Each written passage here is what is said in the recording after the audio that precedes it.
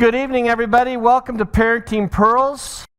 This is our third of our four-part series on leaving a legacy that lasts. Tonight, we're going to look at some of those questions that you may have, and so you'll be able to fill those out on your 3x5 card and eventually get those to me. And we'll also take some time to go through some specific issues related to kids who don't talk, why kids walk away from the church, and all of that. But I was just thinking today, how many of you are tired? Anybody tired tonight? I just drove, golly, you guys are just, thank you for having empathy with me. One of us, I just drove 3 hours from Oceanside, California. And do you know there's no good way to get here from when you leave at 3 o'clock? So thank you for being here. But I'm going to answer for the two of us why one of us is tired. It goes like this. There are 200 million Americans. 85 million are over 65, and 76 million are under 21. That leaves only 38 million to do the work. But 5 million are in the armed forces. That leaves 32 million to do the work. But 15 million work for the government. That leaves 11 million to do the work. 10 million are in school. That leaves only 1 million to do the work. Last week, there were 750,000 people who were either sick or disabled. That leaves only 250,000 people to do the work. Also, there were 249,998 people in jail. That only leaves 2 people to do the work. And since you don't do much, no wonder I'm tired. So that answers our questions why we're tired. We're going to have a little fun tonight. Do you believe that the joy of the Lord is our strength? Good. So look at one another and enjoy your company. If you can't see me and it would be easier to sit at one of these tables, feel free to move so you're not always have to turn around because there's a wonderful table there. But if you'd like to sit right there and look this way, you're fine. Okay. So any of you school teachers? Anybody school teachers? So the teacher said to the student, an abstract noun is something you can think of, but you can't touch it. Can you give me an example of one? Sure, the teenage girl replied, my father's new car. An abstract noun. All right, well, with that, I'm going to quit while I'm behind. We're going to look at some parenting pearls tonight. So, take your notes. And we'll look at some specific issues tonight. Let's look at, but what about, all right? But what about? Let's first of all look at allowances, all right? How many of you do allowance? They get some allowance for some kind of something. How many do allowances? All right, we're going to find out wow. 1 person? 2, thankfully. All right, how old's the kid and how much is the allowance? 4. It's sporadic. It's sporadic allowance. But when it's sporadic, then it's called a bribe, isn't it? Okay, so 4 years old and how much? About $1. Nice. What do you do for the tooth fairy? Is there a tooth fairy? Haven't lost a tooth yet.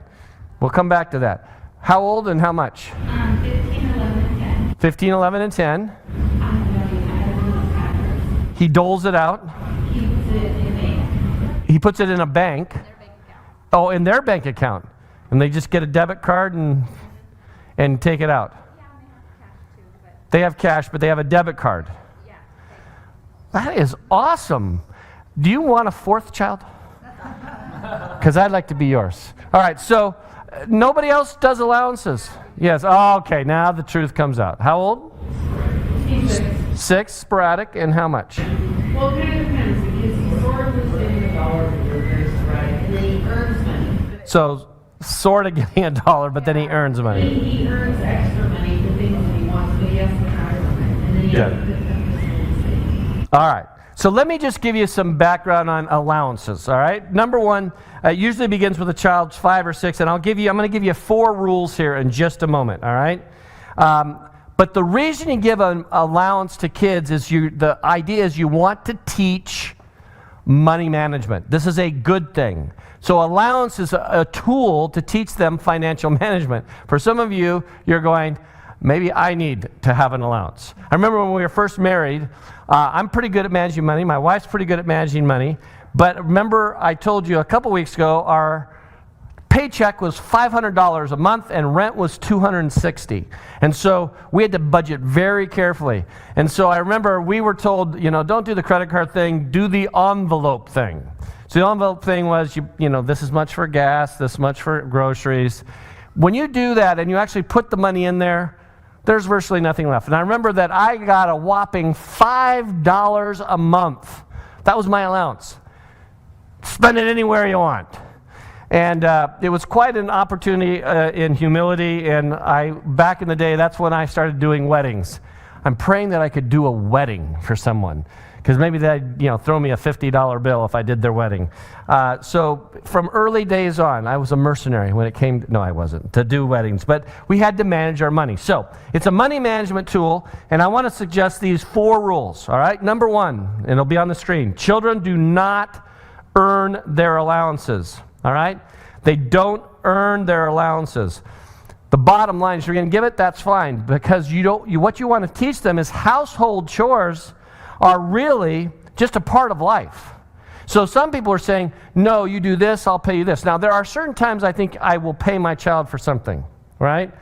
It's the most disgusting task that I don't want to do. Now, I've already identified, for me, the most disgusting task that I don't want to do is pulling weeds.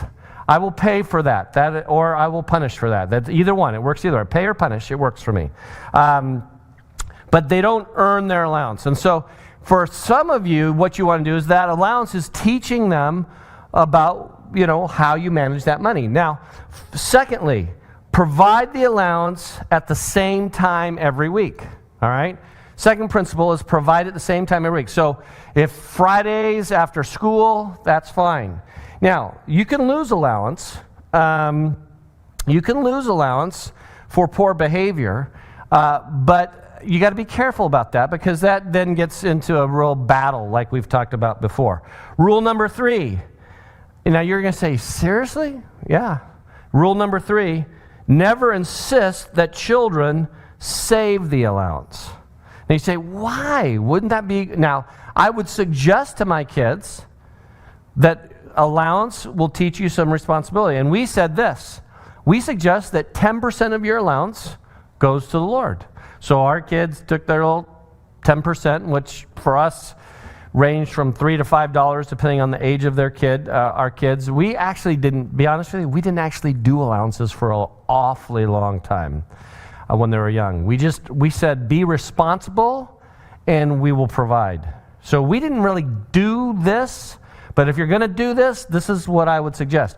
What we did do with allowances when they got into junior high and high school, we gave them a budget to work with, and that's what their clothes had to be paid for out of, their lunch money, so they could save money if they want to make their lunch.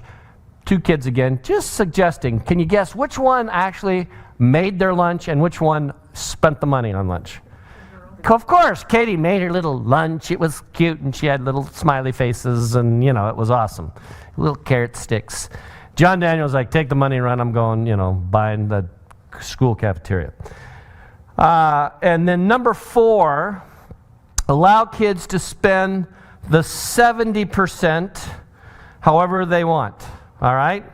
Rule number 4, or 3, I skipped that. Number 3, follow the 10-20-70 plan. So I was in the middle of that. The 10 is save 10%. And in their case, we said, how about 10% going to the Lord? 20% was for savings. And then that gets you to the 70%. They can do the 70% however they want. And that was rule number 4. They can spend that 70% however they want. Now, in real life, for most of you, unfortunately, 10% goes to savings, 20% goes to debt reduction or paying off credit cards, and 70% you try to live on. And what I say is, before we pay Caesar, we pay Jesus. And so people ask me, and this is not a talk on tithing, but I tithe on my gross income. Before Uncle Sam, anybody gets, I tithe on that money first. And we've not found that a problem to outgive the Lord. And then we save at least 10% of our money. And for us, the good news is the only debt that we have in our life is our houses.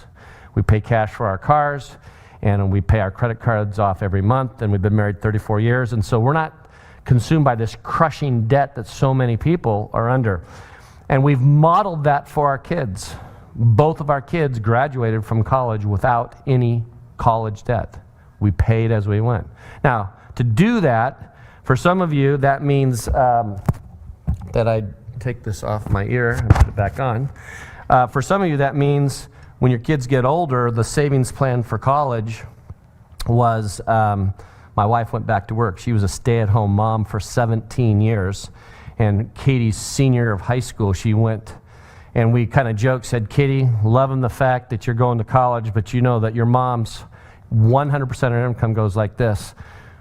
First 15% goes to the Lord, and the rest of it goes to Biola University. We didn't realize one single dime of her income for 4 years. And that wasn't to make our kids feel guilty, because our daughter had to earn 1/3 of her college education. So through scholarships and herself working, her mom working, that was our college savings plan. Some of you make enough money that you can put away for college. We weren't that disciplined. We just tried to stay out of debt. Now, I say all that because when we're talking about allowances, your philosophy of money is going to come out as you teach your kids how to manage their money. So the bottom line is, if you don't manage your money very well, then maybe that's going to be a tougher lesson on how you teach them to manage their money. All right? So the other thing is, rule number 5, when it's gone, it's gone. And, no cash advances. Although I did teach my son the principle of interest, compounding interest, and usury, which are all, usury is a biblical term, and he didn't like the fact that I charged him 12% interest on money for 1 week. That was called being a loan shark. He did that once, he didn't like that. So when it's gone, it's gone. A lot of parents do. We didn't use allowance at all until they got into, actually to high school. But it wasn't really allowance, it was, we're giving you money, and now we're gonna help you budget your money for how you deal with paying for school, clothes, gifts, etc. The only thing we didn't put a part of that was church events, because we really felt like I want them at that, and I don't want that to be the first thing that goes out of the, oh, I don't have money, I had money for prom, I didn't have money for winter camp, So, for our kids, when they were younger, and maybe it was a simpler day and a easier place to live. We lived in Minnesota. We said, you know what? We want you to be responsible. That was one of our big deals. Just be responsible. And I don't want you to worry about money. And so many kids, especially when I was a high school pastor, as they got older, as you got high school kids, they lived to get that car, and then they became completely enslaved to a car payment. So we didn't, this is the other thing that for our kids in money, I taught a sophomore Bible study at Yorba Linda Friends Church when my son was a sophomore. We had about 500 high school kids in the high school group, and so we were divided all over Yorba Linda, in small groups. So I had only the sophomores from one high school, Esperanza High School, about 40 kids in our living room every Wednesday night. And it was remarkable every single week from about October, because what happens, what age do you turn when you're a sophomore in high school? 16. Every single week from about early October all the way through the school year, this was the little routine that happened. And kid walk in, and he'd do this, kind of strutting around like a peacock. And, Pastor John, come and check it out. You know how depressing it is when every single kid at Esperanza High School who turns 16 drives a nicer car than you do? I mean, there is something fundamentally wrong when the cars in the student parking lot are nicer than the cars in the faculty parking lot. So my son's birthday wasn't until February. So he's seen several weeks of this. So he's going, so Dad, what am I getting? I said, you get the privilege of using the car. Are you serious, Dad? Yeah, I am serious. Are you kidding me? Yeah, I'm not. I've got to drive that 1993 Pontiac Le Mans. Yes, you get to, if you want to drive. I mean, that's up to you. You're going to have to fight your sister for it. I got to share a car, Dad? Well, that's the best way to use it because right now she's driving it.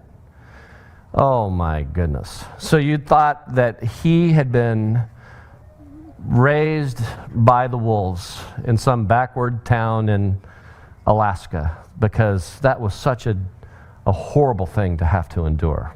So if allowance doesn't, you don't have to worry about that. Now, I do believe there are tasks and chores that you can say you compensate kids for. But what I didn't want to get into is, oh, I got to get paid to empty my trash. I got to get paid to make my bed. No, you get to make your bed and you get to eat. It's a fair trade. You get to empty your trash and you get to have a bed. So it really never came to that for us. But I think sometimes we start paying kids off way too soon. All right? Angry outbursts. Let's go to that next. Angry outbursts. How many of you have ever had a kid that erupted at you at whatever age? Okay? So they some would say that eruption began when they were 18 months old. I don't know exactly when they know what they're doing, but I know it's somewhere along the line when they realize that if they do this, they get a response from you. And that'll be different for every kid. Whether they know if they make noise in church that you will stuff candy down their little mouth, then I know that they know that you know that they know that they won, right? Something like that. So, in terms of anger, we have a real simple phrase. Would you rephrase that, please? Would you rephrase that, please? Now, I think I illustrated this for you before, right? My wife was so good at that. She'd just get down at eye level and say, John Daniel, would you rephrase that for me? And she'd do it in such a sweet and nice way. Now, she did it the right way. Here's how I did it. You want to be my volunteer? John Daniel, would you like to say that a little differently? Now, that wasn't nearly as effective as my wife. I inflamed the situation. I didn't quite strangle him. I was thinking that a taser would have been a much better tool as he was growing up, but it didn't work. And so the bottom line is oftentimes your kids are mirroring your own stress level. So you have kids that are uptight and angry and frustrated. Before you just lay it all on their shoulders, ask yourselves, what kind of climate am I creating in our home? Right? What kind of climate do I have? Are you all uptight? You come home and you're just like, and you're like, just, because I think our kids know they can sense our moods from a very young age. Now, I've told you about my personality type. I'm a lion otter. I'm a high D, a high I. On the Myers-Briggs, I'm an ENTJ or ENFJ. And that schizophrenia of the think and feel, the lion, the otter, the high D, high I, you can imagine what it was like growing up in my home with me as a father. Now, you're just smiling like, I'm so much more together than you, Pastor John. I would never overact like that. Seriously?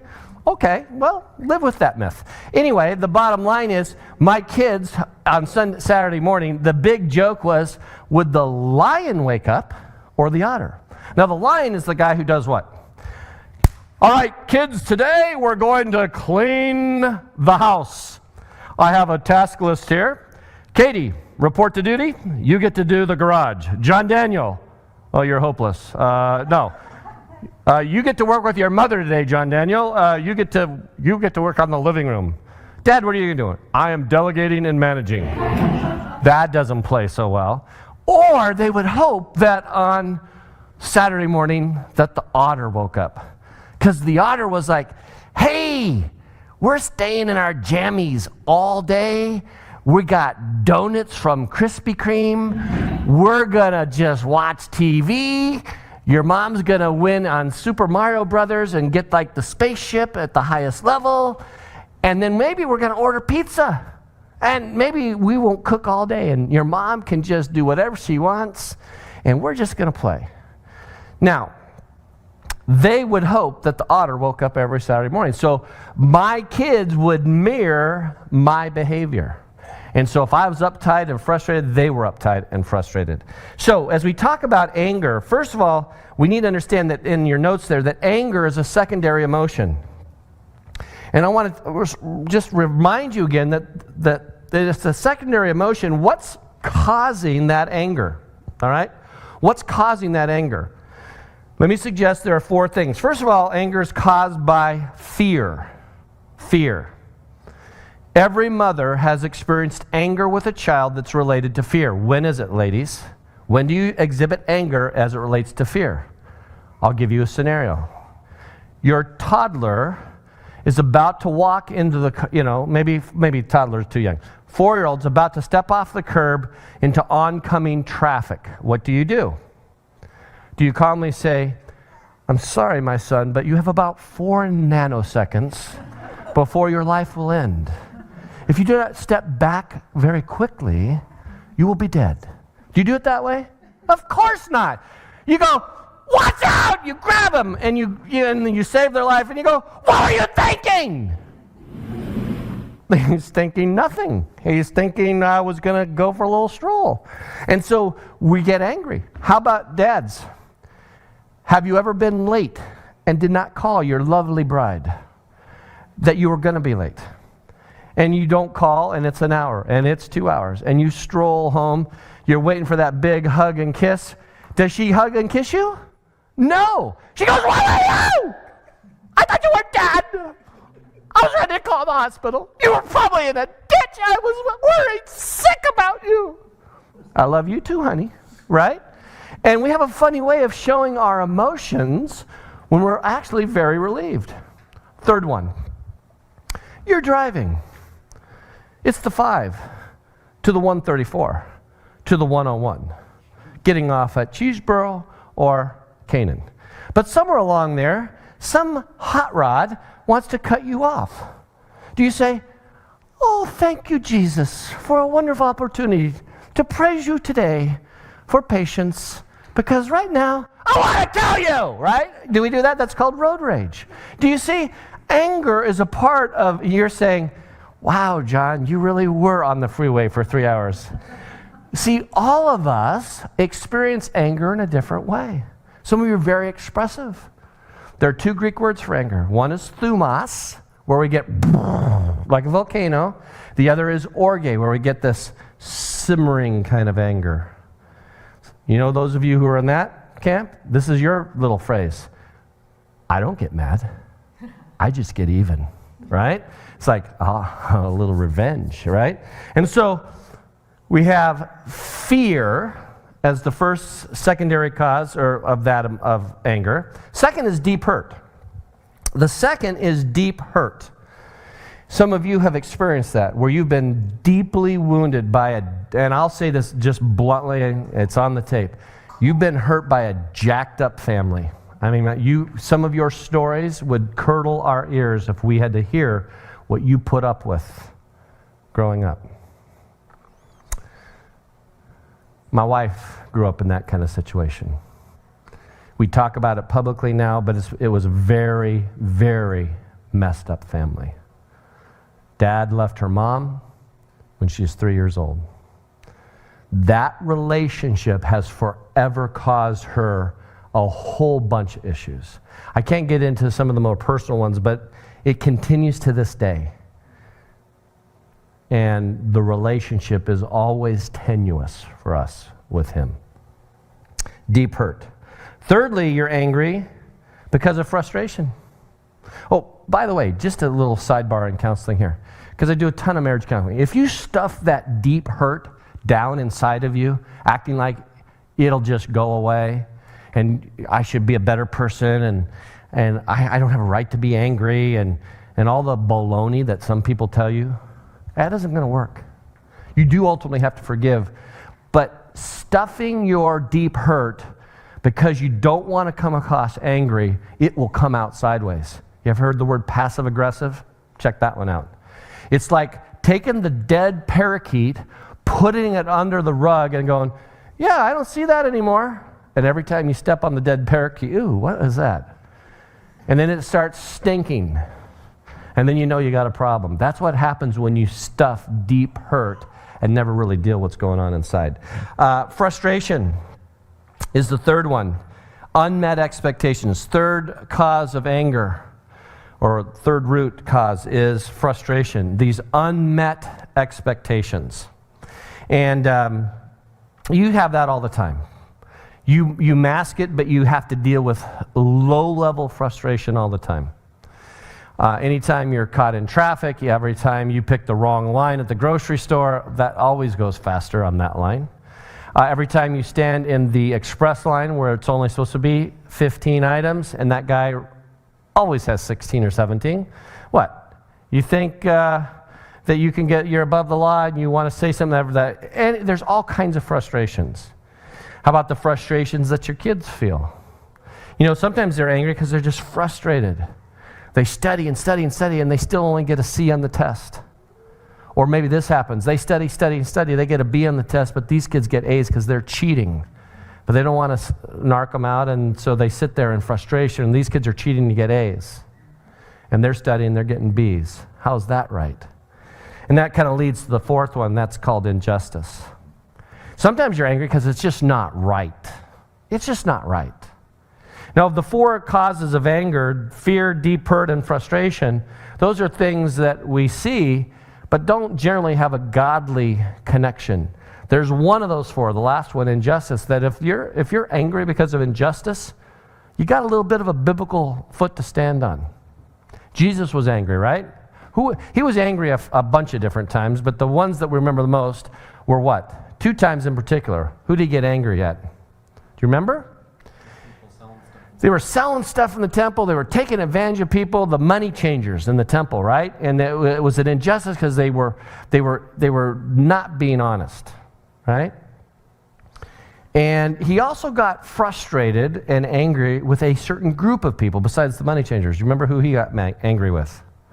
The Pharisees, the religious people who walked around going, you got to do this, you got to do that, you got to do this, you got to add to this, and it just made this long list. And before you were done, it was just like you were burdened, and he called them whitewashed tombs or sepulchers. That's pretty strong language. And so there are times where you have legitimate anger. And there are people who've started whole ministries because they're legitimately upset about stuff. Like sex trafficking. That's something to be angry about. Abortion, that's probably something to be angry about. The problem is in the church, we may be upset about some things, but sometimes our cure is worse than the problem. We're upset about abortion, but then we reject the unwed mother. And that doesn't seem to make sense.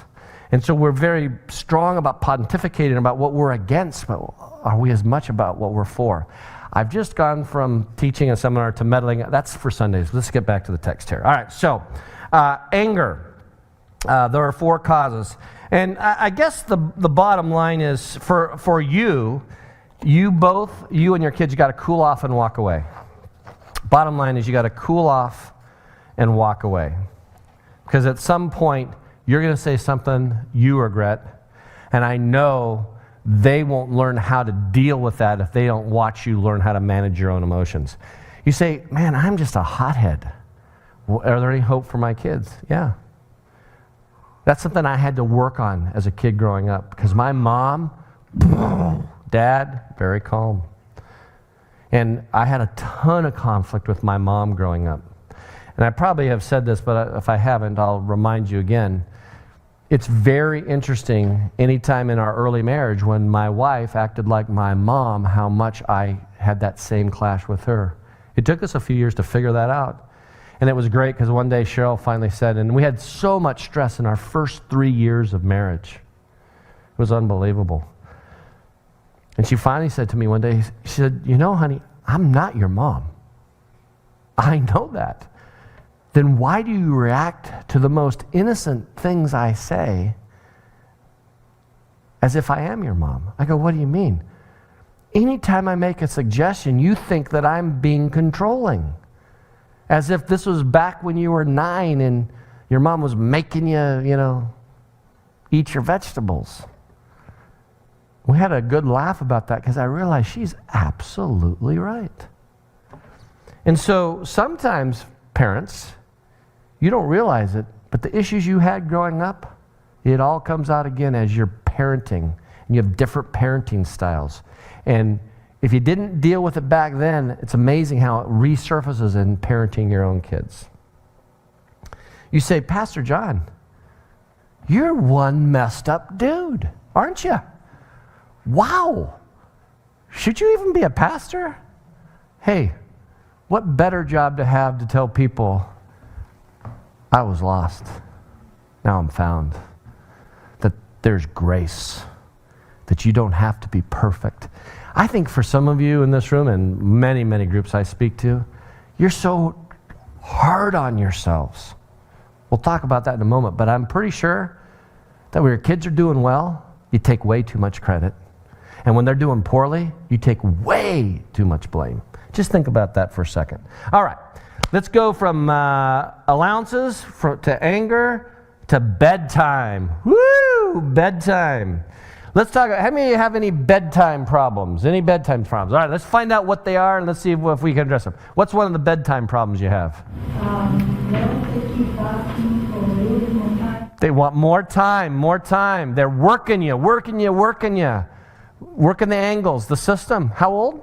8 and 11. 8 and 11. Oh, that is the perfect age to work you. All right? Is Dad easier or harder than you are on that deal? I am. You're harder. So Dad, come on, Dad. I want to watch TV. You got 3 kids, huh? Yeah, 1, 2, and 3. Yeah, I got it. Okay. Anybody else have bedtime issues? Those of you who don't, why don't you have bedtime issues? What have you done? How did you solve it? Yeah. A schedule, all right? A routine. It's on the refrigerator. They just know it intuitively. The lights all go out in the house. They just know. The lights go dark. I better be in bed, all right? Anybody else? How did you solve bedtime problems? Why is it not a problem? This is awesome. We can just skip this one. No. All right. So here's what I do. Number 1, this is amazing. You cannot make a kid go to sleep. What? Yeah, you can't make them go to sleep. You can say you can lay in bed. You can stare at that ceiling all night long. But you can't make them go to sleep. Now, you can make it so that they will fall asleep. You know, that little cup of warm milk at night. You know, I was big on the snack thing. It's not healthy, but it works. You know, it's a form of drug on the kid. No, I didn't do that. But, you know, that's so funny. There's a group over there going, Pastor John, I just cannot believe you said that. You drug your kids, yeah, with milk and cookies. So the bottom line is, kids will find all kinds of reasons for not going to bed. I haven't brushed my teeth yet. Dad, you told me I have to floss. Oh, I didn't take my bath yet. I have a hard time believing that didn't happen. But generally, we smell them, they go to the bath. You know, they're going to do that. The other thing is realize different kids require different amounts of sleep. Now, it's amazing. Every kid seems to be sleeping at the time that the alarm, if you do that, goes off. All of a sudden, I am the most tired kid in the world. Well, surprise, surprise. Now, I am not an early morning person. Who are the early morning people? I hate you. I hate you. Look at all you early morning people. You just wake up with a little smile. You're so happy. We're the late night people. Yeah, those are my people right there. Late night people. Now, there are 1/3 category. How many of you only have a couple of good hours in the middle of the day? Yeah, there we go. That's me too. All right.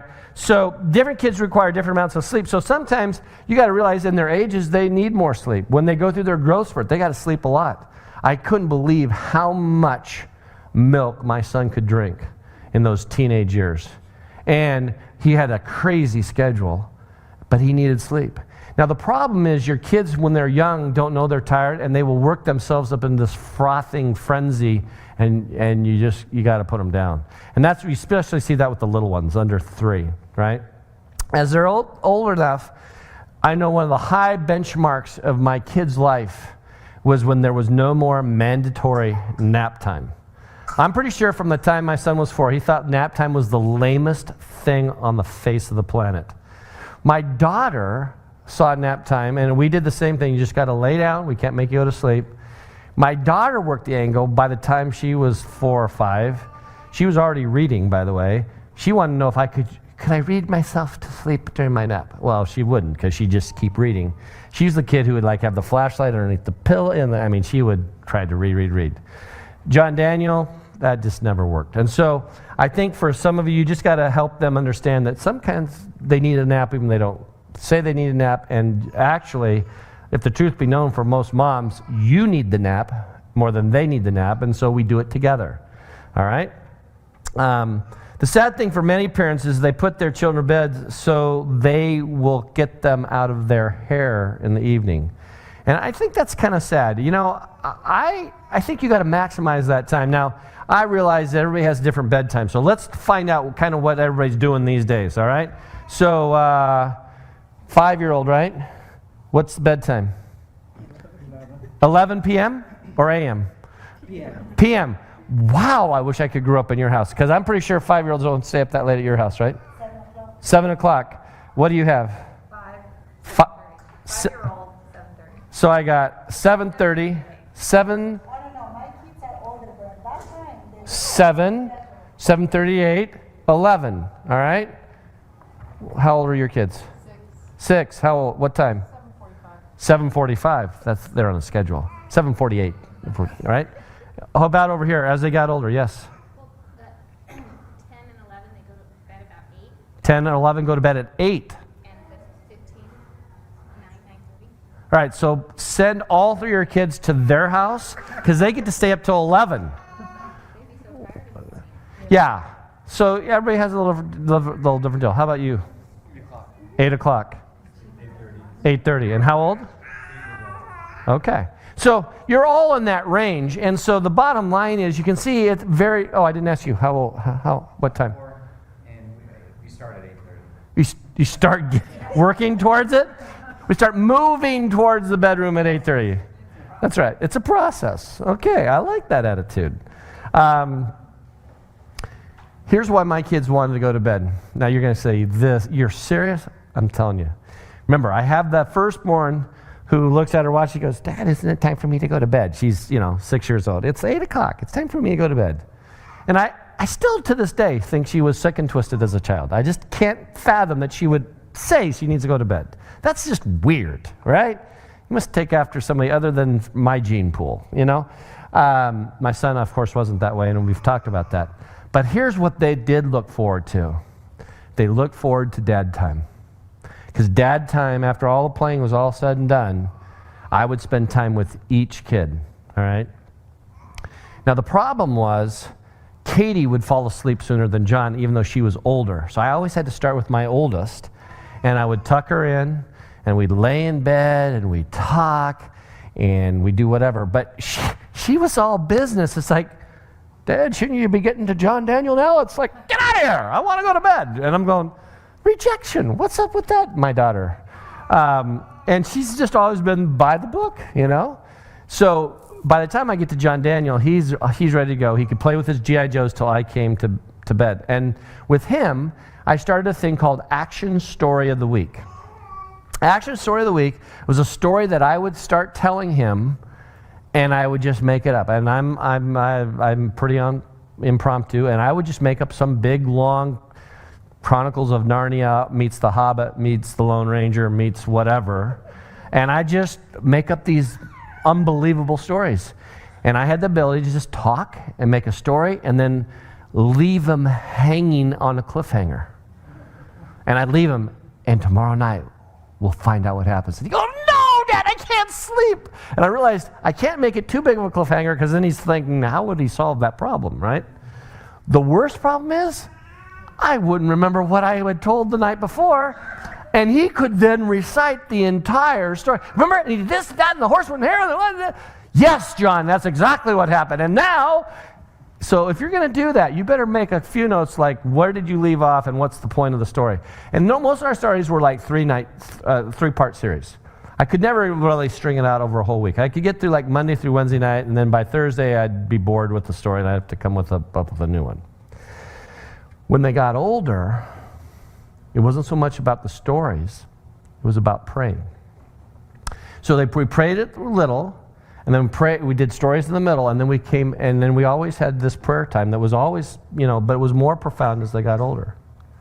And again, depending on your kids, the Bible is a great thing to read them as the last thing they hear before they go to bed.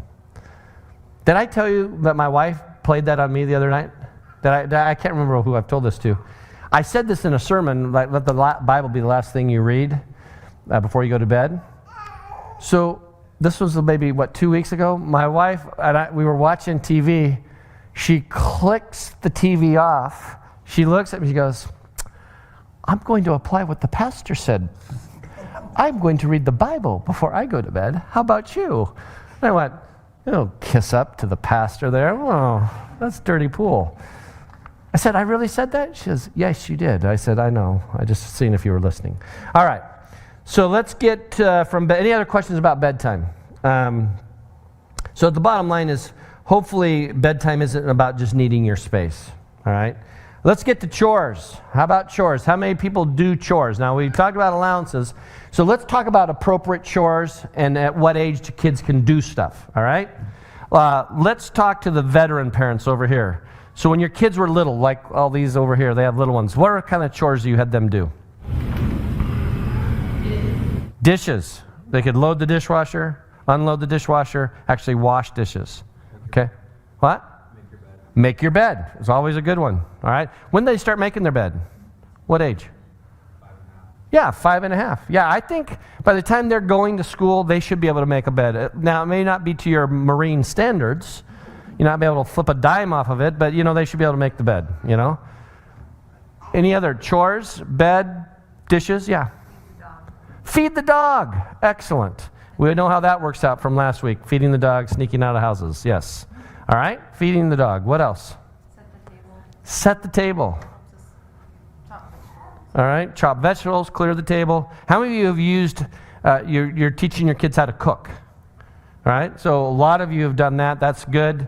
Unfortunately, I didn't do a very good job of that. My wife's a very good cook. I'm pretty much the dish guy. I can do the best dishes. I like to do that. By the way, when your boys are young, make them do the dishes. Don't let them do the dishwasher because it gets the dirt out underneath their fingernails. It's a very good thing. All right? Actually, it will then sterilize their hands because you don't know where those fingers have been all day long, knee in their nose, etc. So chores, that's an important thing. One thing you might find out is that kids, principle number one in chores is they like to do it together. All right? Kids like to do chores together. Now, not so much with each other, but with you. And so that's something we learned. Our kids always loved working. Now, my son worked it a little bit, and so we have to be careful that they're not showing you what you're going to be doing and as they direct you. But they love doing it together. And I realized growing up, that was the worst form of punishment for me, was when I had to do that kind of work by myself. And so maybe putting them in teams. Now, if you have a big family, that works great. You can pair up a younger one with an older one. Etc. Make a little competition out of it. The other thing is that kids naturally want to copy us. And so they see you working, that sets the role model for them. So bad news, Dad, if you're kind of like directing traffic and you don't ever do anything, all right? It's always Mom doing all the work and Dad's like got control of the remote. And even if you're not very handy, one of the things that my kids have a deficit is I'm not very mechanical. I didn't learn how to, change the oil in the car from my dad. I didn't learn some of those basic skills. I know how to change a tire and some of that, but they really were at a deficit. And so the good news is they had a mother who grew up in a single-parent home, and she is unbelievably handy. So the joke at our home is, Dad, could you get Mom on the phone? What? Mom knows. The TV show was Father Knows Best. No, Mom does best. And it's amazing. She can change out electrical outlets. She's a great wallpaperer. She's a much better painter. I get into paint fights. She actually gets the wall done. So we've agreed that my primary job in serving her as we're doing a project is I wipe the sweat from her brow, bring her the lemonade, cheer her on, and get out of her way. Now, when it comes to brute strength, I'm really good at like digging holes, moving rocks, cutting up tree branches, snow blowing. That was my deal. I'm blowing the snow. When you lived in Minnesota, oh, that was just a wonderful experience. Can you tell? You know, it's cold out there for you. You guys all bundled up. But remember, I was in Minnesota. It turns 40, we start wearing shorts again. I'm in my element. All right, so chores. Kindergarten to first grade. By the way, secondly, another thing, it's got to be fun. Chores have got to be fun. And then you do have to give them a time schedule. You can't just do it when they want to do it. So you just give them a deadline. And so for a lot of kids, as they get older, the catch with chores is, you get to go out, but this has got to get done. So for us, it was always long work on Saturday.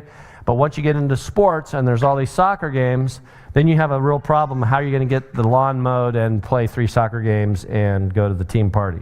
All right?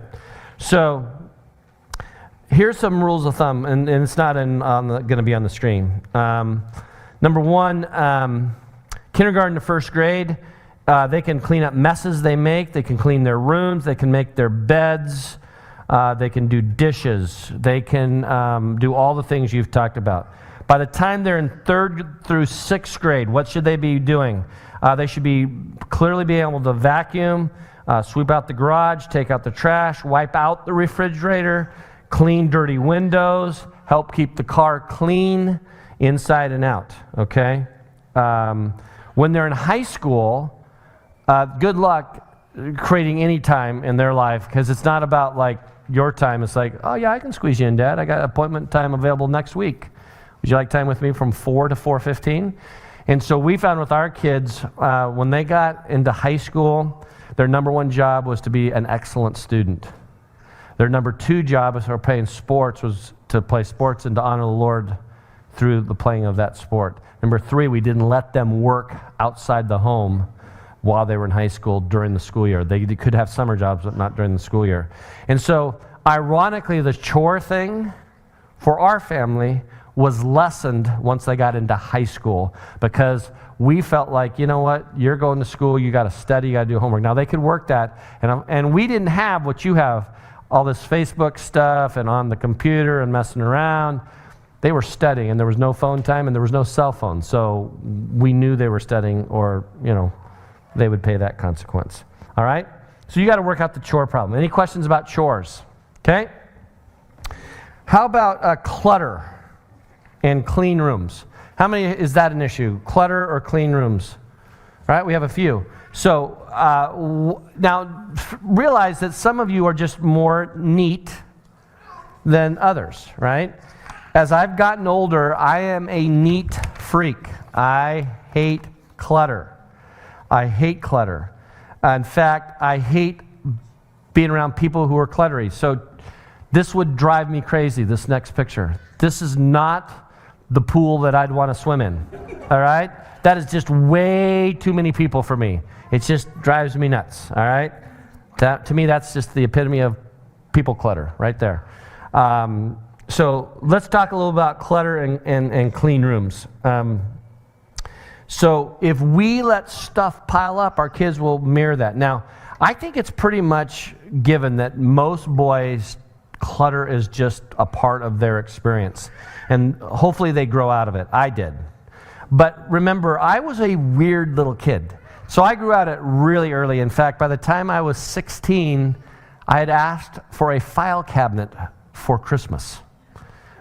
Now, you saw my daughter was sick and twisted for like going to bed at 8 as a 6-year-old. You're going, you're 16 and you want a file cabinet. All the group over there is going, and he had a little pocket protector too with little things there. Right? No, I didn't.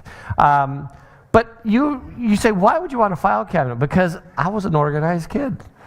And the other thing, and you say, really? I did really ask for a file cabinet. And if you come to my house, you can see I still have it. It's out in the garage. It's a really good one. It's a steel case. I even know a lot about file cabinets. That's how twisted I am. But the reason I did it was because, you're going to think this is funny, because when I was in junior high, my youth pastor challenged me to start taking notes on every Bible study and every sermon. And if you went to my house today, you can see stuff that you still have. I know, it is neurotic. I have notes from junior high and high school. I have every Bible class at Biola I took, every syllabus, every note. I needing someone who could help me figure out how to scan all this because I've gone electronic. So it was all in a drawer, then it was in a file box, and it was in 2 file boxes, and I just broke down and got the file cabinet. And then I got 66 file folders, and I have one for each book of the Bible. And if you came to my house, I could show you. And the problem is I don't want to throw anything away. So you can imagine what it's like to live at my house. I want it neat, but not cluttery. So you buy a storage unit. No, we don't do that. Okay, so clutter. So here's a little interaction between a kid and a parent. Okay, parent.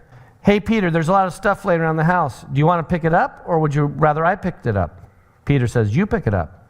Okay, well, the advantage of your picking it up is that you get to see it again. If I pick it up, I get to keep the stuff. So you might want to rethink your decision on that. But hey, you don't have to rush. I know, I'll know what you want. If by lunchtime I see the stuff out there, I'll know you decided to have me pick it up. If I see that it's gone, then I'll know that you decided to pick it up for yourself. That's my answer to clutter. There you go. Seriously? You know, the bottom line is, for most of us, we have to have a system, right, for clutter. So we had a box that kind of fits onto the bottom of the stairwell, and it's one of those 2-tiered things.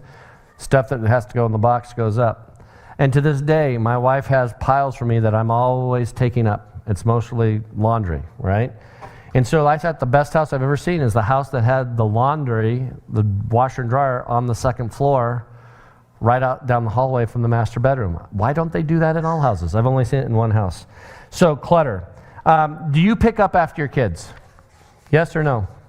It probably depends who's coming over, right? So if it's important people, you pick up. If it's just, other family members, as long as you look a little better than your sister's house or your brother's house, it's all good. And don't fool yourself that there's in competition between siblings when you have family gatherings about how the house looks and who's trying to impress who. We'll just leave it at that. So is clutter not a big issue? I don't think it is. Anybody have any clutter, horror stories that you'd like help on? Okay.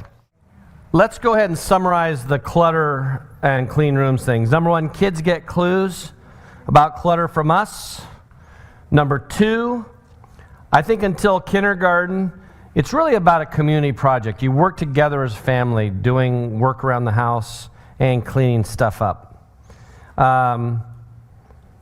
For some people, this is the easiest way to deal with clutter. Number 3, clean rooms are like a garage. See it as storage. So some of you say, I'm okay with as long as I don't have to see it. So underneath the bed, it's in the closet, but eventually that'll come back to haunt you. If you want to see clutter, go anywhere behind this stage, and that'll be an example.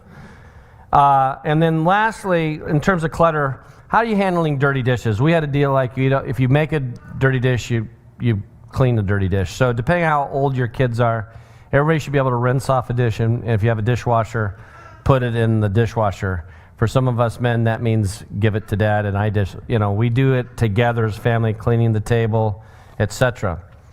And so, by the way, I had to teach a couple of teenagers from China who were living with me that there were household chores. That was an experience because they weren't my kids. We had to have a little family discussion about what you do and what you don't do and who you're responsible for and doing all that. And it was an interesting thing. I'll just leave it at that because I'm being taped. But it worked out. By the end, we were on the same page, and both kids made it back to China alive. So it was a success all the way around. All right, let's go to grades. All right, let me just make a couple comments about grades. First of all, whose grades are they? Yours or theirs? All right, principle number 1. Whose grades are they? Theirs or yours? So sometimes parents are more concerned about their image, because they want the sticker on the back of the card. My kid was an honor student at Oak Park High School, or et cetera, et cetera. And so, but that being said, that doesn't mean that we shouldn't help our kids develop study habits. And some of your kids, that's easier than others. Remember, our firstborn daughter, she was reading by the time she was 4, little basic stuff. By the time she was in school, she could do her alphabet. She would take in her backpack as a 4-year-old, little practice her writing. That was in her little deal. John was a lot longer. By the way, the corollary between reading and potty training, I'm not sure. John took a lot longer than Katie for potty training, you know. I'm pretty sure I didn't have the right trigger or reward for him, you know, and had I bribed him more, maybe it worked. But for most people, for studying and grades, it comes down to this. You also, number 2, can't control what they study or they learn, all right? You can provide the good environment and let the noise, you know, put the noise down. But thirdly, success in school is their responsibility. And I think that's a big deal for parents. Now you say it's not if they flunk out of school and then they never move out of my home, right? And so there is some balance there. John Daniel needed a lot more help staying focused and prioritizing his time. Katie, you know, was keeping track of her, you know, assignments and all of that and worked way ahead. John was more of a last minute kind of a kid, and I would say he is the norm compared to my daughter. And so if you have a last minute kid, you got to just help them think through that. And we always had kind of a reward system. If you get this done, then we get to do this. And that worked really well for John. That being said, I don't think you're the one who should be doing that big science project the last 3 nights because they didn't plan ahead. And that's where a lot of parents get on cross-threaded, because one of you thinks that you're there to rescue them from flunking, and the other one says, no, he didn't get it done, let him take the F. So you got to find that bottom ground, that kind of mid-level issue there. Okay. So any other grade issues? And what do you do about Fs, by the way? Fs on a report card.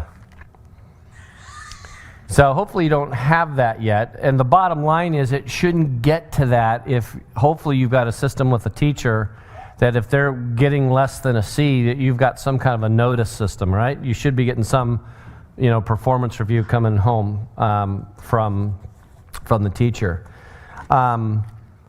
Neither of my kids ever got a D or an F on a report card, all right? They got a D or an F on a test, et cetera, but never on a report card, because that quarterly thing was a big deal to us, and that's kind of your midpoint, you know, before it becomes a semester grade. Do you ground kids for bad grades? Like you have no freedom. Something is lost, okay? So you got to think through the consequence, but you don't spring that to them after the fact. You set up the contract ahead of time. Hey, this is what we do. Here's another one. How many of you pay for A's? Anybody pay for A's? All right? I wish I was your kid. I got a lot of A's. Yeah, what was that? Oh, so that's like a big trip. All right, that's kind of like paying for A's, yeah. No, I know some families, I mean, they fork out money for A's, all right? I think a reward trip, you know, for a job well done, that's fine. I think if you're actually physically paying for A's, here's one thing that one set of parents told me, it really backfired on because they found out their kids started cheating to get the A's. So you don't want to create an incentive that then causes him to be in a situation that he wouldn't have been in had he not been trying to get the A. I just want my kid to do the best he can do. And only you as parents know whether they're giving their best effort or they're being sloppy or whatnot, okay? So that's a little bit about grades. Let's go to whining and complaining, all right? Whining. Principle number 1, parents who tolerate whining from their kids eventually whine back. All right, you say, I do not. Really? Just think about how you just said that. I don't either. Yeah, you do. So whining, if you tolerate it, you're going to start whining back. So the question is, if your kid whines like a pro, maybe he had a really good teacher. Their kids are watching you. They're listening to you. And the other thing is your kid learns that the message is whining works if he gets what he wants out of it because he's whining. Is your no a no? Is your yes a yes? Do you threaten? You know, and it's like the third time, then you finally do something about it. Kind of the secret to handling a whiny behavior is, I think, the same way you deal with disrespect. The bottom line is, if they whine and there is a negative consequence to whining, you create a disincentive for it to continue. The problem is some of you have you're so immune to it, you kind of don't even hear it anymore. You've just grown so accustomed to it, and it takes somebody else going, are you seriously putting up with that? What? Your kid is really disrespectful, and they're driving everybody nuts. Really? No, I didn't notice that. And so sometimes your tolerance level for whining goes up, and everybody else around you sees it, but nobody, will speak up. So you got to have hopefully you have some parenting buddies that, you kind of watch each other's kids and you're comfortable with each other to say, hey, just checking this out. Now, I always think that my kid was always on his best behavior when he was with somebody else. And your kid is that way too. It's like, it was so wonderful to have John Daniel with us last weekend. He is such a little gentleman. And I'd be like looking around going, thank you. You're talking about John Daniel Erwin. There was several boys there, right? My son? Yeah. The one who's funny, who's just like you? I heard that so many times growing up. He could talk his way out of anything. He had a sense of humor.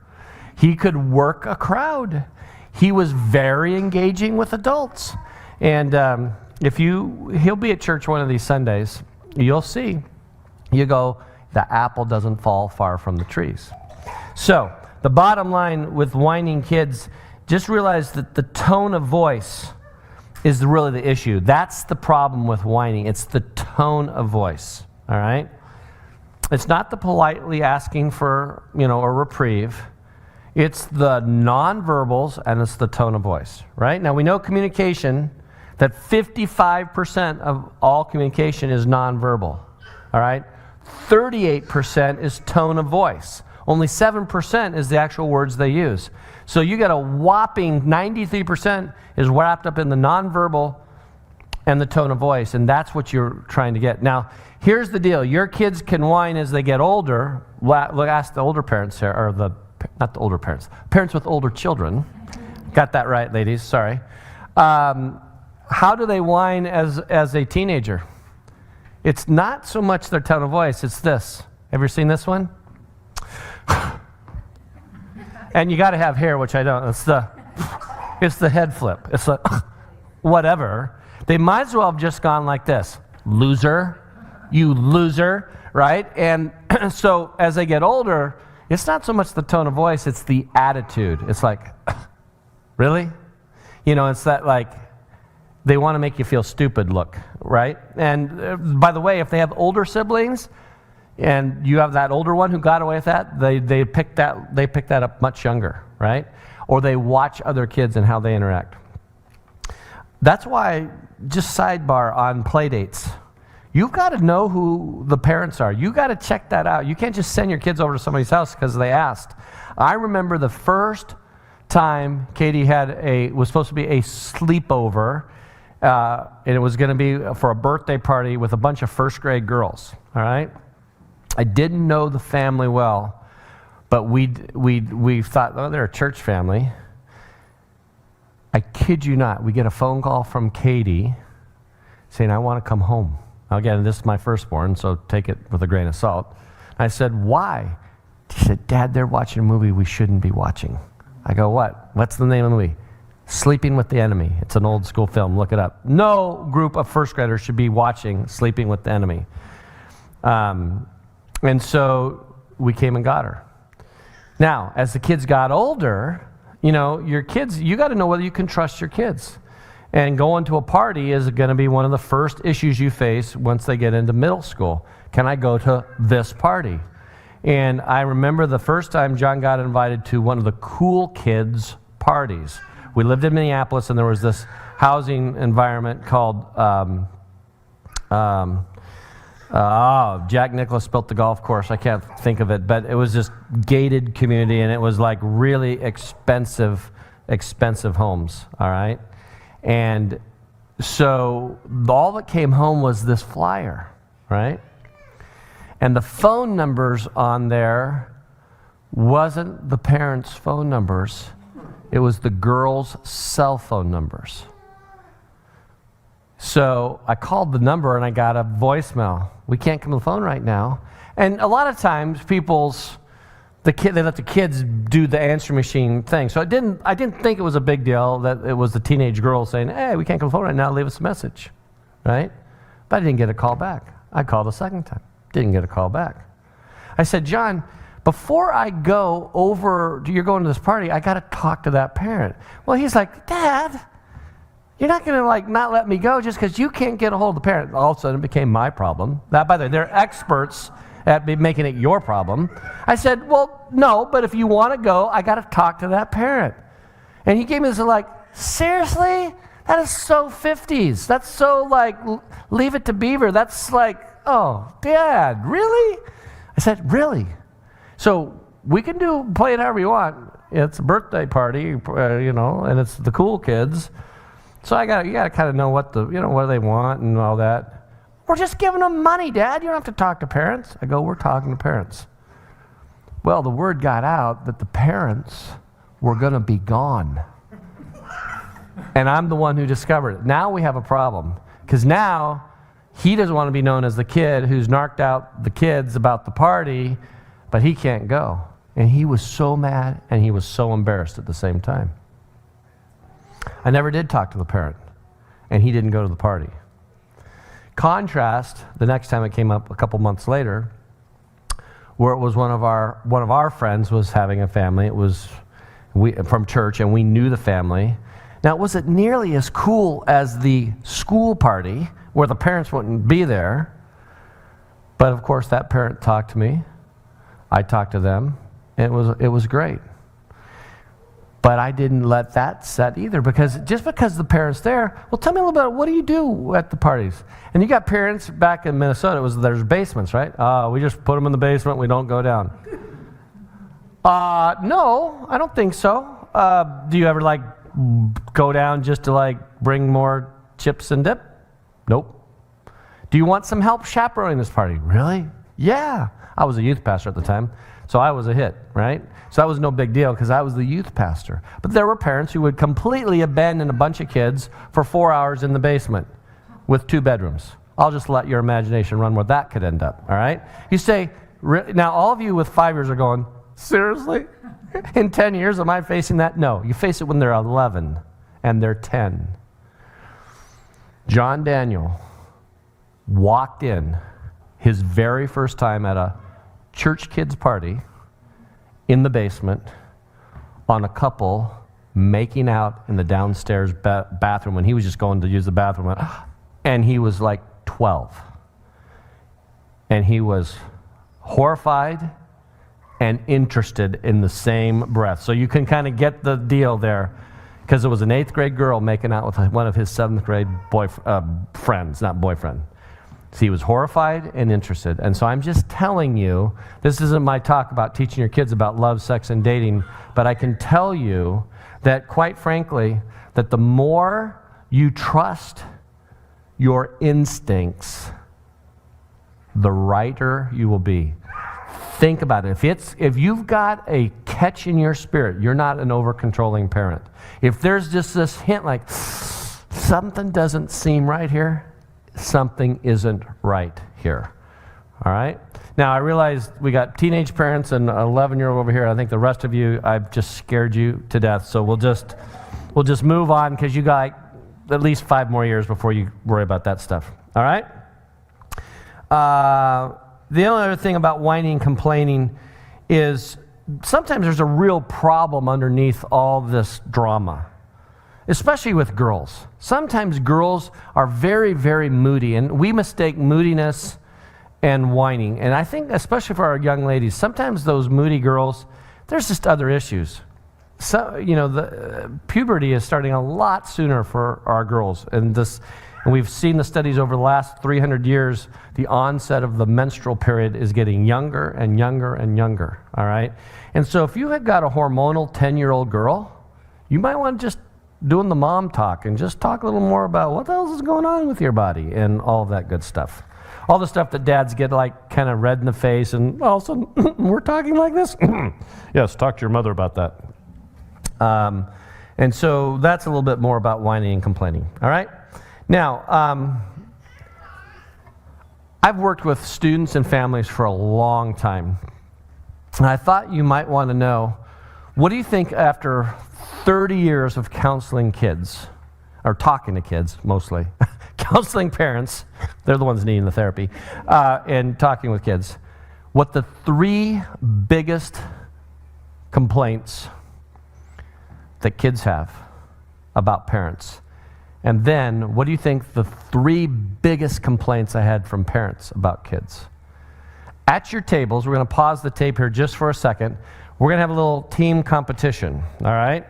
So, at your tables, come up with your 3 top complaints that you think kids said about parents, and work together. You can put them on, a 3x5 card to represent your group. And 3 top complaints parents had about kids. All right? On your mark, get set, go. Check it out.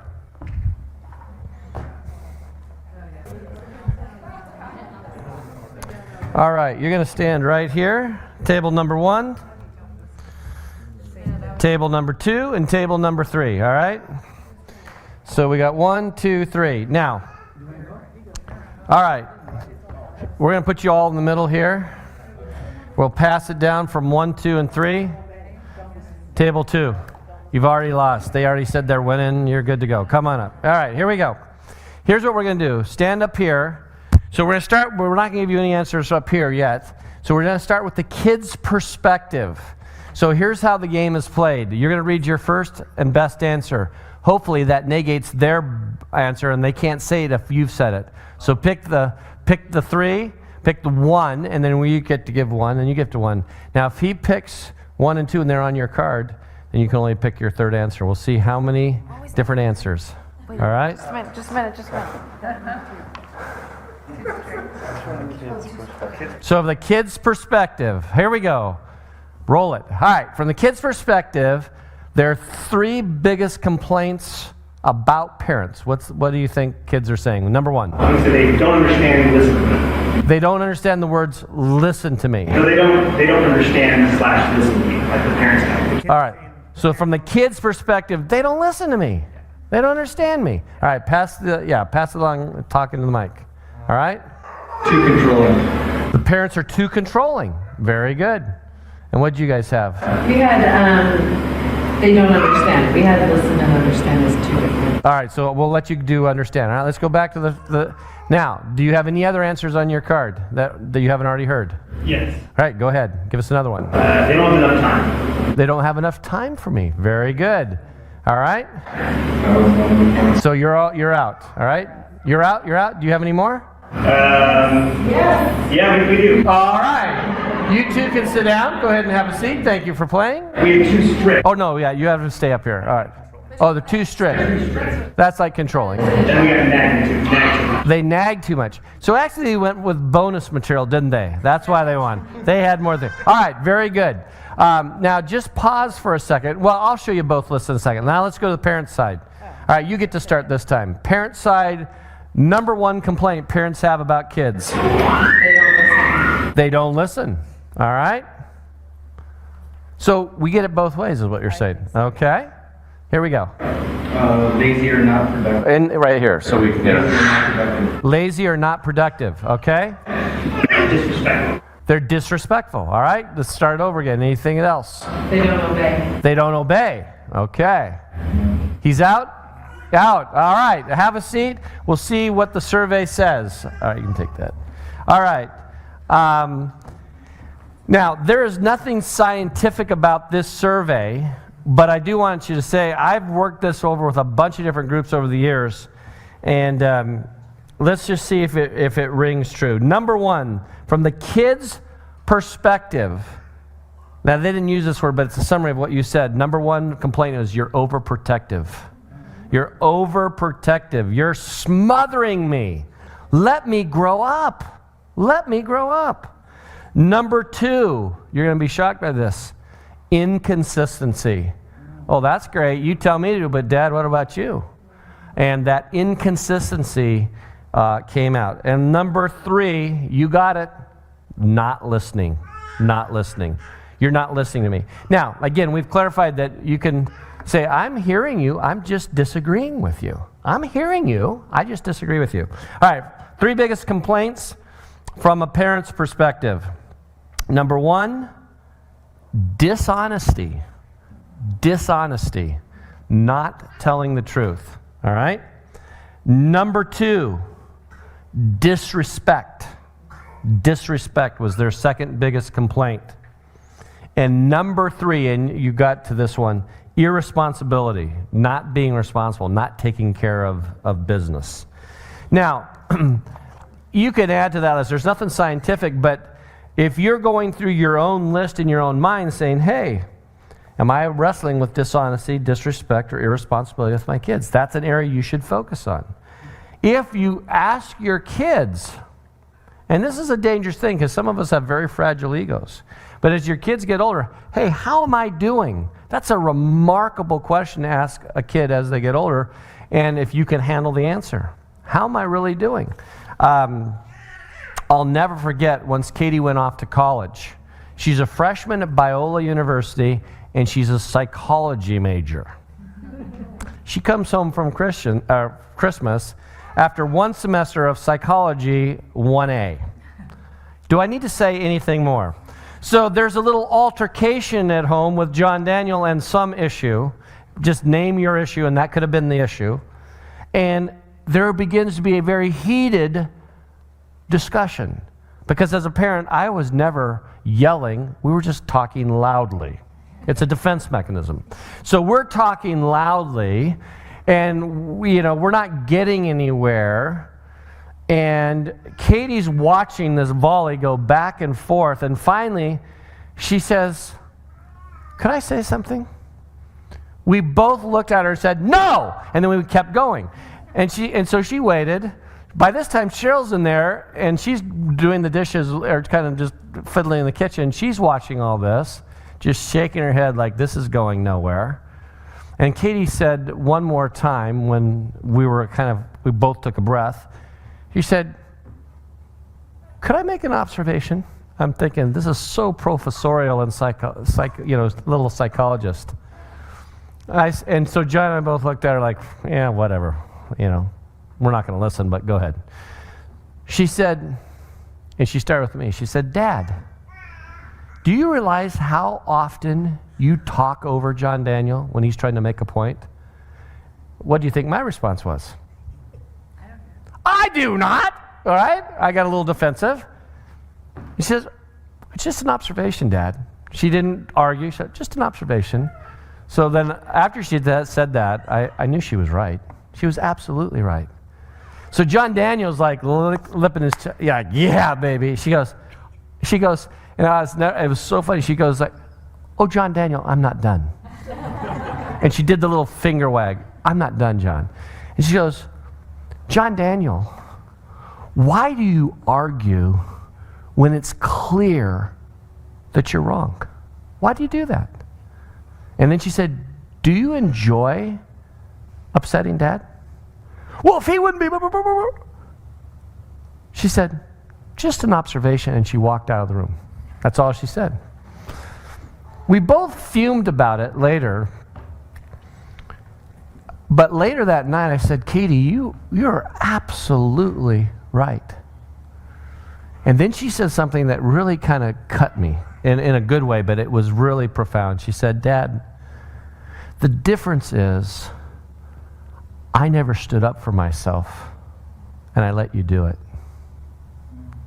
John Daniel has much more of a backbone, Dad, and it won't work with him like it did with me." I said, "Well, that sounds kind of whacked." She said, "Just make an observation, Dad."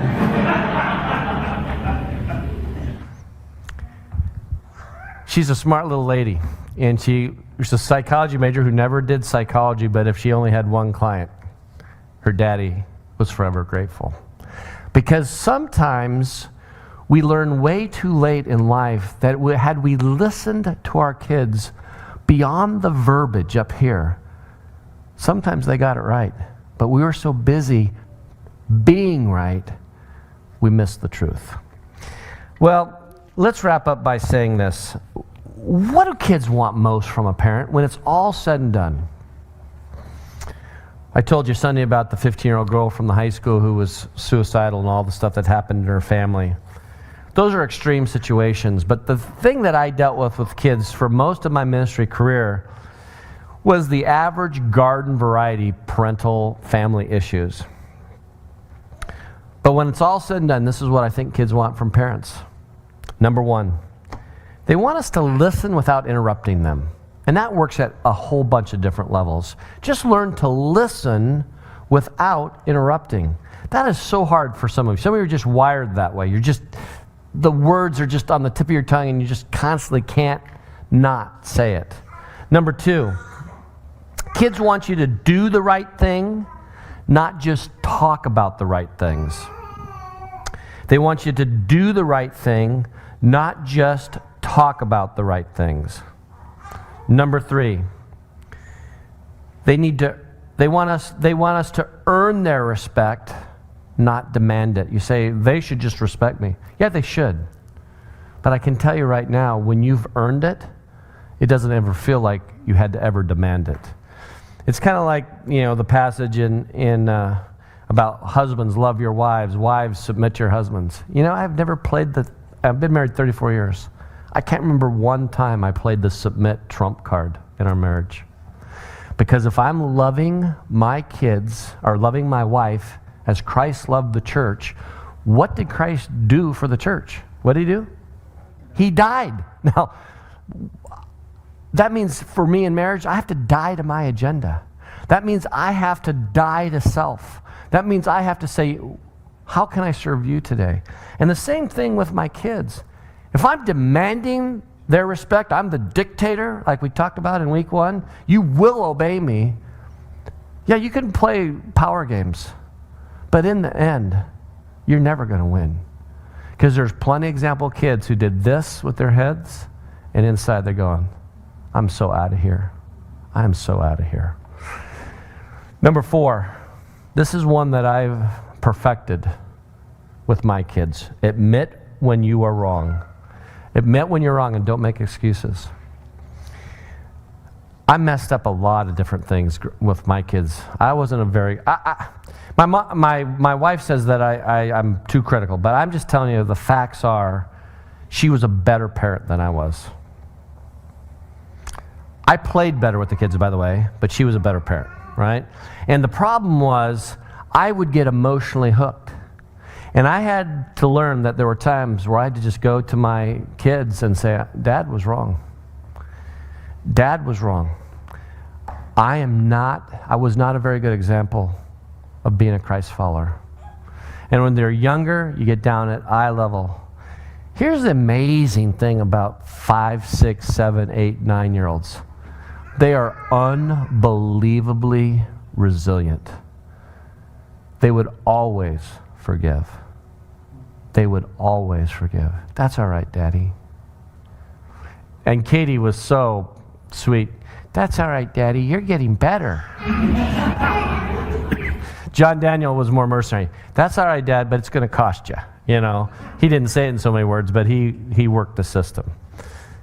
By the way, when you see my son, please just shake his hand. Because you're going to shake his hand and go, I feel like I know you, John Daniel. Yeah, that's all staying right here, all right? Admit they are wrong and don't make excuses. Number 4, hear the whole story without jumping to conclusions. Hear the whole story without jumping to conclusions.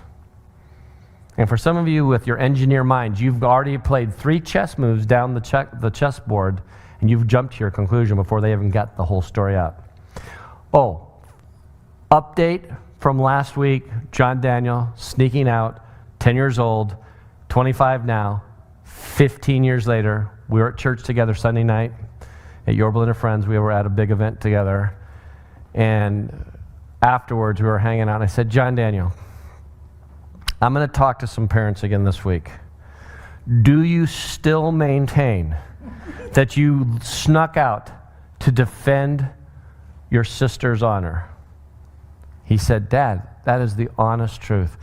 And I said, well, why did you go out in boxers in a bathroom? He goes, what? I never went out in boxers in a bathroom. I go, did I get that part of the story wrong? He goes, Dad, I had my gym shorts on.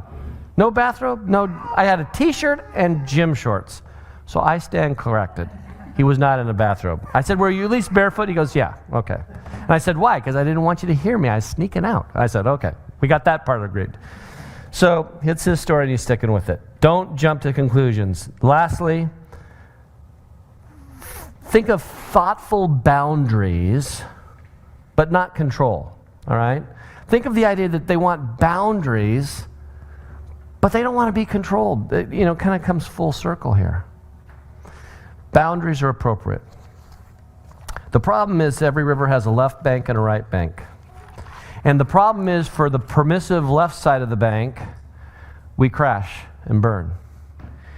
For the overprotected, dominant right side of the bank, we crash and burn. And the goal of parenting is to navigate this river called being a parent without crashing and burning on either side of the left by being over-permissive, or on the right by being over-controlling. I want to close by telling you a story about my dad, and this may be a time to get a Kleenex box out. I'll just give you a fair warning. I grew up in a great home. I had great parents, and I say that because I didn't have parents that were whacked. Some of you cannot say that. Some of you had parents that just were not kind. Some of you grew up in abusive homes. Some of you were sexually or physically abused by your parents. That was none of my experience. The biggest issue is my mom was very controlling and dominant. My dad's biggest problem was that he was passive and not a leader. Pretty garden variety stuff. It was 1973. I was in the weight room at Covina High School. It was July, and the coach came in and said, Erwin, come here. What did I do? He said, you got to go home. I said, what? Your dad's had a massive heart attack. I said, okay. So I got home. My mom said, we're getting on a plane in 2 hours. We're flying to Phoenix. At that time, because of financial reasons, my dad was working in Phoenix, was only home on the weekends. We lived in Southern California. He was in his 50s, and if I do my math right, I think he is the same age as I am right now. He was 56. So it was pretty unexpected. And so we got on this plane, we flew to Phoenix. We got there, he's in intensive care. He's got tubes coming out of his nose. He's on a ventilator. I thought he had a stroke. He was still unconscious. He was heavily sedated. My mom, the strong, dominant, controlling one, was in a puddle of tears. I'd never seen my mom cry. Maybe I made her cry, but crying like that. My sister wasn't around. She had been married by that time, and so it was my mom and myself. She left the hospital room, and I got my tents to be with him. And I had this one prevailing thought. I wonder if my dad is going to survive this. And I wonder if he knows how much I love him. Big, strong football player. All I could think of is he's going to die, and he's not going to know how much I love him. And I made a deal with God that day. That day I said, God, if you allow my dad to live, I will never again take him for granted. And when he is conscious, I'm going to hug him and tell him how much I love him. And at that point, the doctor's saying it's touch and go. It's a massive heart attack. Well, I want to shorten the story up. The bottom line is he recovers. It's about 3 weeks before he can actually come home. He's finally out of the hospital. He's got a 2-month recovery process where he's at home. That was in July. So now fast forward to September.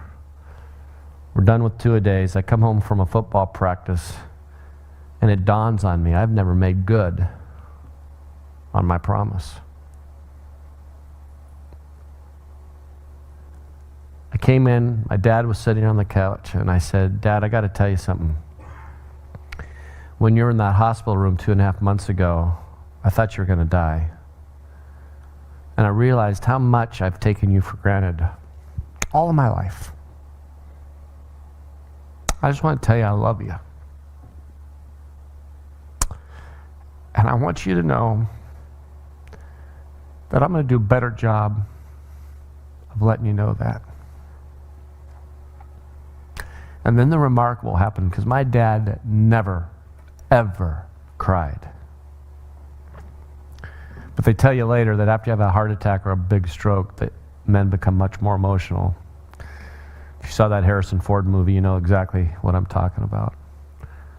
My dad broke down crying. He grabbed me and hugged me like he'd never let me go. The only other time I saw him ever do that was when my sister got married 5 years earlier. He cried like a baby. And he hugged me. And he said, "You don't know how much that means to me, son. I love you too." And from that day forward, our family made a commitment. We're never leaving the house without telling each other, I love you. If you ever hear me on the phone with my wife, I love you, honey. Hear my kids, I love you, John Daniel. I love you, Katie Bear. I love you, Dad. I love you, Mom. My goodness, we're a frickin', Little House on the Prairie, John Boy Walton family now, And I just want to tell you something. I don't know what all you go through in your family, but I can tell you these 3 simple words. I love you. Can heal a whole lot of pain. Now here's the crazy thing. You think I'm talking about your kids. I'm talking to you. Because when's the last time, if they're still alive, you told your folks, I love you? If they're still alive, maybe the most important thing out of this entire parenting seminar is for you to do some business with your stuff, with your parents. Because someday you'll not be able to do that. I'm so glad that my parents, when they both died, knew beyond a shadow of a doubt that their kids loved them. Let's pray. Heavenly Father, we thank you for tonight. We thank you for the fact that you are the great healer of the dysfunctional family called the human race. And it's because of your grace that you have made a difference in my life. Lord knows I am one messed up parent. Did not do it right. Didn't get it right.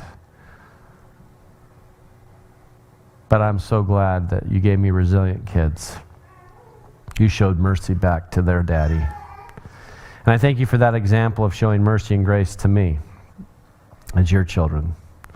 And so I ask that you would bless these families, you bless these parents. They would in no way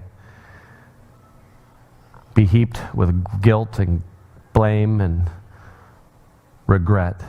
But as they move forward, may you help them as they try to follow you and their kids become more like Jesus as they become more like Jesus. In Jesus' name, amen.